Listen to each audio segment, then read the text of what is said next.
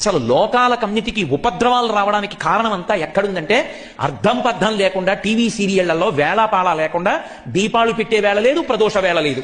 సాయంకాలం అయ్యేటప్పటికీ పెద్ద రచయితలమని చెప్పి వీళ్ళు బయలుదేరి అక్కర్లేని మాటలు చెప్పించడం, మంగళసూత్రాల మీద చేతులేయించడం, కోట్ల మంది దాన్ని చూడడం.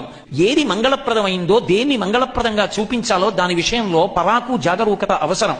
అటువంటి మంగళసూత్రాన్ని పట్టుకుంటే తల్లి అంగీకరించదు. కానీ కడుపున పుట్టినటువంటి బిడ్డడు అమ్మకిచ్చేటటువంటి బహుమానం ఏమిటి అంటే 1కి 100 మాటలు అమ్మ మెడలో మంగళసూత్రాలే పట్టుకుంటాడు. అమ్మ వాడికి పాలిస్తుంటే వాడు అమ్మ మెడలో మంగళసూత్రాలు పట్టుకుంటాడు.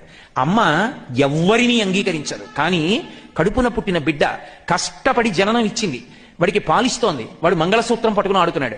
అయినా వాడి వేలు కూడా చెనకదు. పూల పొట్లం విప్పినట్టు జాగ్రత్తగా వేళ్లు విప్పి ఆ చేతిని ముద్దు పెట్టుకుని మంగళసూత్రాలు వాడికి దొరకకుండా లోపలికి వేసేసుకుంటుంది తప్ప తన మంగళసూత్రం పట్టుకున్నాడని పిల్లాన్ని చెనకుతుందా? చెనకదు.